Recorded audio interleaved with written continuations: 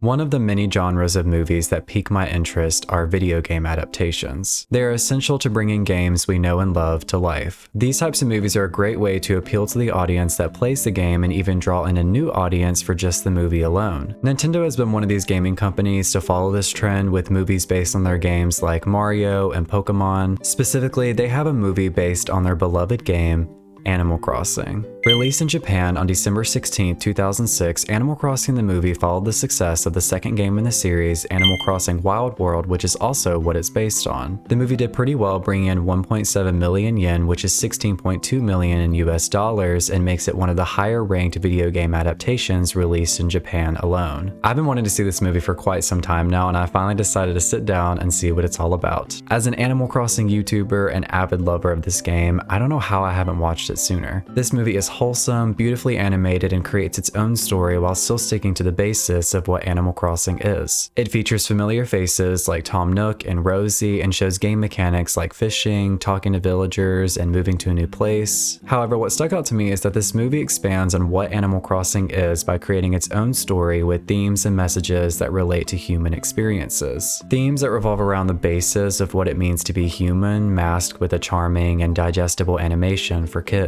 Before we get started, I do want to say I will be summarizing most of this movie, so if you wanted to go and watch it first, you can. You don't have to, because I'm basically going to be showing what's happening in the movie, right? I do want to say this for YouTube purposes. All clips shown from the Animal Crossing movie are not mine and are used for commentary purposes. Full credit goes to Nintendo and the creators of the film. Essentially, the story focuses on a girl named Ai and follows her journey after moving to a new place and the obstacles she has to overcome to mold into this new community and ultimately discover the inner workings of herself. This is an introspective look at Animal Crossing, the movie.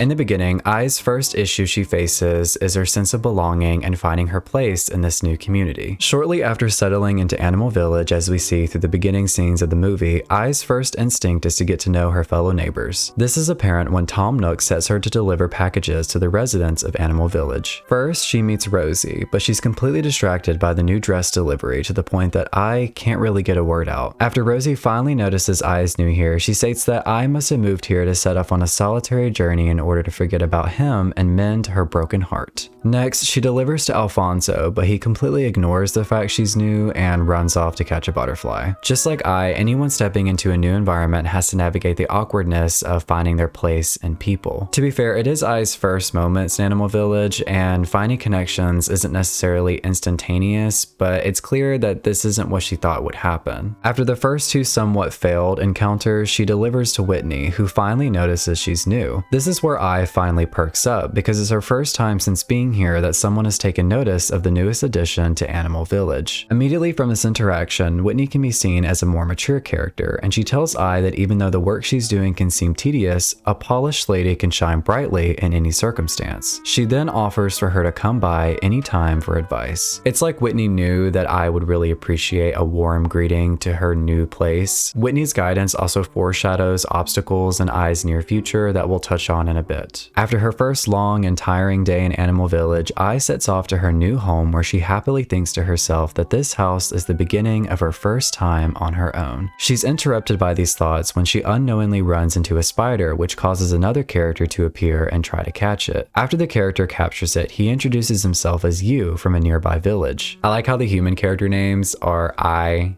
and you, like, Hey. As we can tell, Yu is a fellow human like I, and after his odd introduction, she claims, "This isn't how I thought this conversation would go." It's human nature to feel drawn to people or communities that share common traits as us. I'm sure I found herself thinking that they'd be able to bond over this shared experience of both being humans in this anthropomorphic creature place. Not to get too psychological here, but it feels like I might have internalized what a human would be like based on herself and is surprised when Yu acts differently. It's kind of like, oh, he's human too, but he doesn't act like me when we're both humans. I don't know if there's like a certain term to call that, but whatever. A little further into the movie, after Ai gets the hang of delivering to the residents, there's an instance where she accidentally falls into Apollo's flowers due to Yu running past her. This is where she has to meet an angry Rossetti for the first time. Rossetti informs Ai that he goes after people who break the rules in Animal Village, and that out of all the flowers she had to ruin, it just had to be Apollo's. As Rossetti leaves, she asks where she can find him, and he tells her the roost. Once she makes her way there, she makes conversation with Caesar and Serrano after mistaking them for being Apollo, and they claim that he's not as friendly as he used to be. Apollo eventually comes in and Caesar calls to him, which he replies with, "Someone made a mess in my garden after I finally got those blue roses to bloom." Ai makes her way over and takes the blame for the incident, to which Apollo doesn't say anything and leaves. She's once again still trying to figure out how she can be a part of this new community, but is repeatedly faced with feeling out of place. It seems around every corner Ai has another thing she needs to learn about being in this community. This can be a common feeling for anyone starting fresh in a different place, especially when it's all brand new to you. It's like that feeling when you're a kid and you have to move to a different school in the middle of the year. As humans, the sense of being a part of a community and essentially belonging to it is what we tend to find comfort in. Without having a place in the community or connections, it can start to feel a bit lonely, just like how I faces in the beginning. Leaving behind what's familiar to us and the people we know can be a hard hurdle to jump over. However, I just got to Animal Village, and in time she'll find her people and her place just like we do as humans. This is just the start of Ai's journey, and these initial obstacles lay the foundation for what's to come.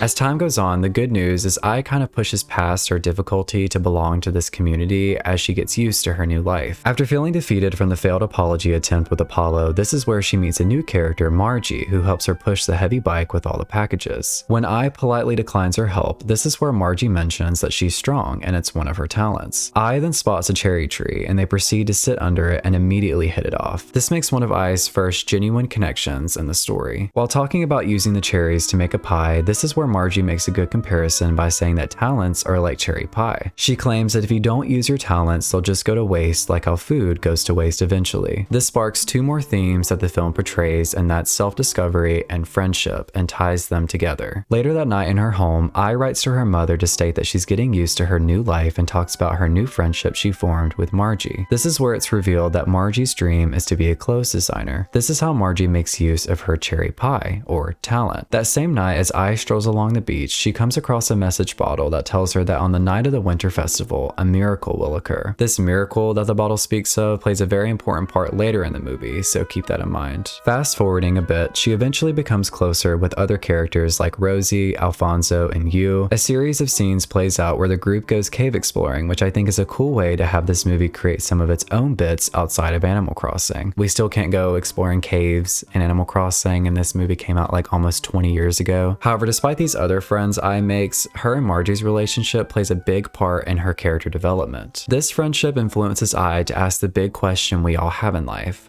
what is my purpose? By seeing Margie's talent and her burning passion for wanting to use this to go off into the world, Ai is pushed to take a look at her inner self and think about what she can do in life. This is similar to how connections we have in life play a part in our development. It highlights the idea that as humans, the connections we make can do more than provide support. They can illuminate our own potential, encouraging us to pursue dreams or explore sides of ourselves we hadn't even considered. This feeling Ai is now having as a parent when the fireworks festival happens. During the festival, KK Slider performs and takes Margie's request from the audience to play KK Bosa, her favorite song. As the singing dog performs, a montage of Margie starts that shows moments where she spoke about her dream to Ai. It's here we can tell Ai really looks up to Margie and wants to experience that same feeling. After the show, she tells the girls that she wants to, quote, taste it too, her very own cherry pie. Following the festival, Ai writes to her mother again and states she's a little jealous of Margie being able to choose her own dream and live it out with conviction to the fullest. She goes goes on to write that she still doesn't know what her dream is, but she seems to be picking up its scent at any rate. Over time, she has also collected a few more message bottles that go further into the miracle that's supposed to happen during the Winter Festival. It alludes to some sort of alien coming to their planet, and she needs to like plant pine trees in certain locations or whatever for the miracle to happen, right? It's clear that Ai is very inspired by Margie, and she wants to start taking her talents to form a dream of her own. Using KK Bosa as a song is perfect because the lyrics talk all about, you know, starting your new life and opening the door to your new life. This song inspired Ai's newfound desire, and it even influenced Margie to do what happens next in the movie. Self-discovery is all about finding what's unique about yourself and using that to find your purpose in life. And it's not a path that has a fine line ending, it's a constant uphill battle that we can all have. A big part of self-discovery and what this movie is saying is how connections in our lives can inspire us to pursue our own dreams. If it wasn't for the formation of this friendship, I probably wouldn't have been as inspired to take a look at herself and figure out what she's gonna do. Margie and the other friends she's met in this village are all part of a support system that aids her journey of self-discovery. However, just like most movies, conflict does arise, which leads to the next theme we're going to discuss.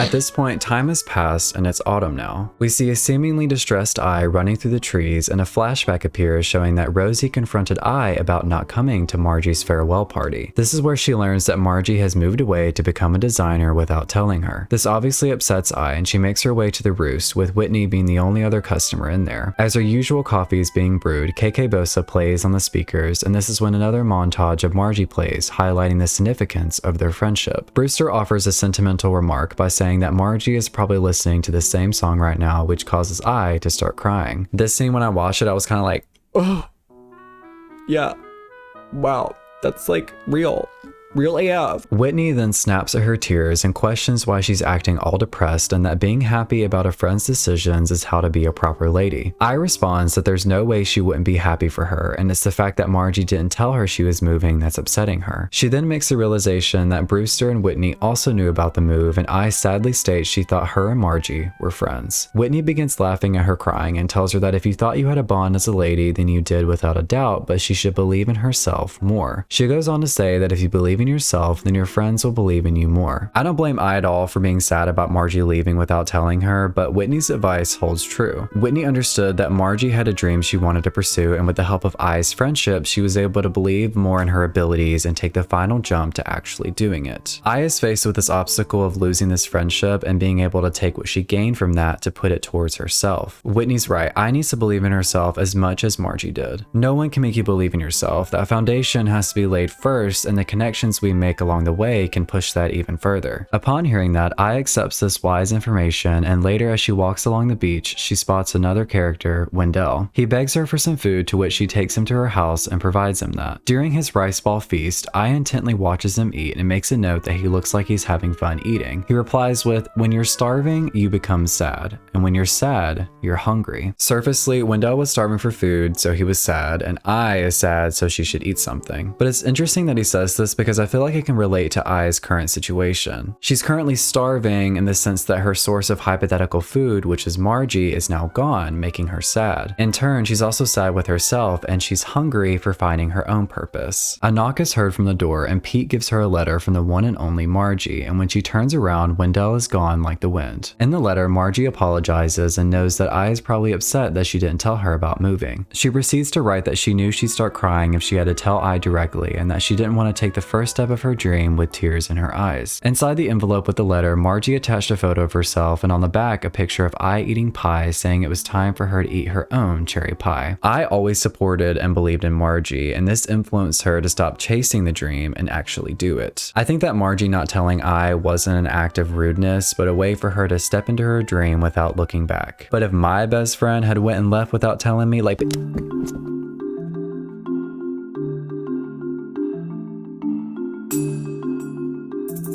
Ai's sadness finally lifts a bit, and as she screams out that she'll try hard too, Rosie appears to apologize for how she came across earlier that day. While conversating, Ai spots a shooting star, which leads to a full-on meteor shower. Ai writes to her mother again to inform her that Margie believed in herself and left the village. Then writes that Margie and Rosie have always believed in her, and that it was time for her to believe in herself a little more too. Believing in yourself and what you can do in this life is no easy feat. Just like Ai, as humans, we tend to struggle with this, but through the connections we make in life, it can make it a bit easier. This whole time, Ai's been believing in Margie and pushing her to pursue her dream of designing, and if it wasn't for Ai's support, she wouldn't have made that final leap to achieving it. This significant change in Ai's life is challenging, especially taking into account the troubles she's already faced with moving to this new place and losing the main person that has supported her. However, Margie has always inspired Ai to find a dream of her own, and her leaving was the final push Ai needed to start believing in herself. This main conflict Ai had to face sets the tone for the rest of the movie.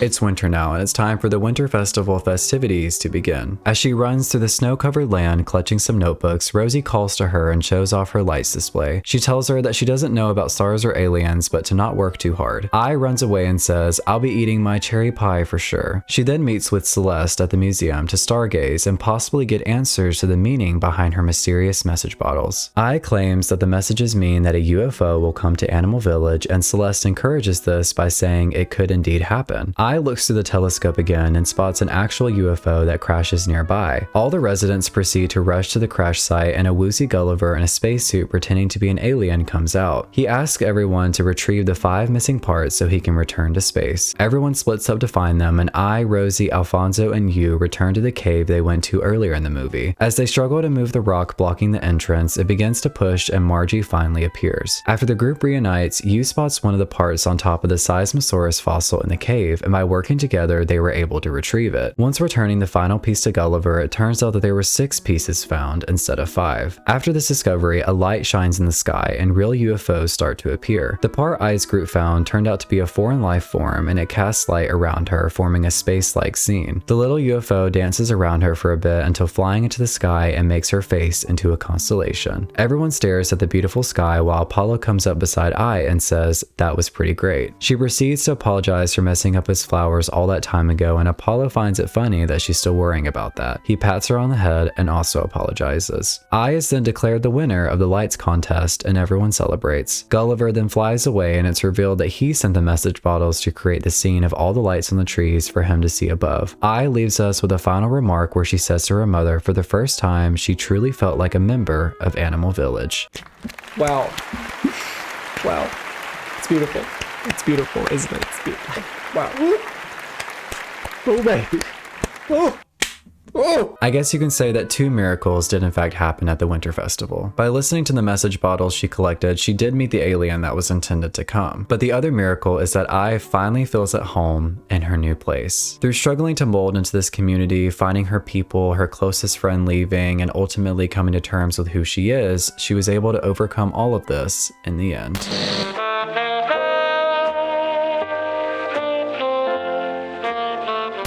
We can praise this movie for its great story, but let's not forget it is based on Animal Crossing. I want to make a quick segment taking a look at some various correlations the movie had to the game. Unfortunately, we can't go exploring caves or find message bottles that lead to a UFO drawing our face in the sky, but it still has everything we know and love about Animal Crossing. Moving to a new place inhabited by anthropomorphic creatures and living out your day-to-day life. I mentioned in the beginning of this video that this movie is based on Animal Crossing Wild World, and there's a few details they sprinkle throughout that are from that game. For instance, Rosie's house in the movie has items that are in her house in the game, like the mod wall and red sofa. Certain game mechanics are mentioned in the movie, like when Margie says that cherries are only in this village, correlating to native fruits. Furthermore, when Ai messes up Apollo's flowers, he mentions how hard it was to get them to bloom, and blue roses are the hardest flowers to get in the game. Even the whole UFO part wasn't too out of the ordinary, because Gulliver actually does fly a UFO in Wild World. Another aspect they did well was with the characters in the movie. They matched the personalities of the specific villagers in the games. Whitney is a snooty villager, and she appeared that way in the game, as well as Apollo being cranky and Rosie being peppy, and their actions and dialogue following that. I mentioned this earlier, but I think it's interesting how the main character is named Ai, just like how,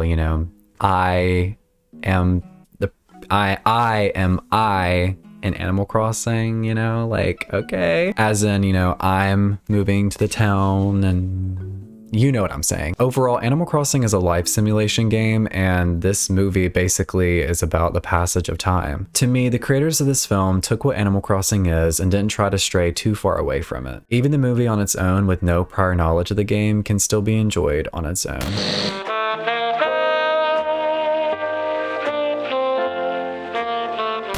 I'd like to say that Animal Crossing the movie does more than bring this game to life. It takes what we as humans experience and shows it in a genuine way. We as humans are bound to undergo the same obstacles I faces in the movie. When moving away, we leave behind what's comfortable and familiar to us and can struggle to fit into a new community at first. It's in our nature to want to form connections that can help guide us through this kind of situation. And once I realized that it wasn't going to happen instantly, she had to come to terms with the fact it would take time. Eventually, she found friends like Margie that provided a sense of comfort while navigating this new place. Initially, she started this next chapter of her life with the excitement of being a part of a new community, but through Margie, she shifted her attention to herself. Margie expressed her dreams and wanted to pursue them. This had I begin to question if that was the same case for her. These questions being ones we often ask ourselves in life, like what is my purpose and what am I going to do with my life? Seeing the people around us be sure of themselves while we're not can influence this feeling. But in turn, people that come into our lives like Margie can help push us to start our journey of self-discovery. It's not easy to make this journey alone, and having that support system behind you makes it not feel as lonely. Unfortunately, sometimes our lives change when we least expect it, and for I, that was when Margie left to pursue her dreams. At first, this is a sad moment because she not only had a friend move away, but lost one of the main people that were always there to support her. This change wasn't easy to face, but it was time for I to realize she couldn't rely on the people in her life to make her believe in herself. Self-discovery is more than having support around us. We also have to support ourselves. Once this realization settles in, she knows that Margie already believed in her own capabilities, and I's support influenced her to take the first step into her dream. The next part of her self-discovery journey is to start believing in herself as much as the others around her do. Once she accepted this, it made the last part to the movie easier for her. Gathering the whole community together for the UFO proved that she was beginning to feel more confident in herself. While working together with the friends she made throughout her time, they showed that they all believed in each other to retrieve the part in the cave. In the end, after everything she experienced, finding comfort in this new community was achieved. Even though her self-discovery journey is basically just now kicking off, I finally has the foundation to experience what she's been craving. In conclusion, at its core, Animal Crossing the movie is a beautiful, charming, heartfelt video game adaptation based on the game we all know and love. It takes meaningful life experiences and displays them in a way that leaves the viewer being able to relate to them. I know I may be a little biased on how much I enjoyed this movie because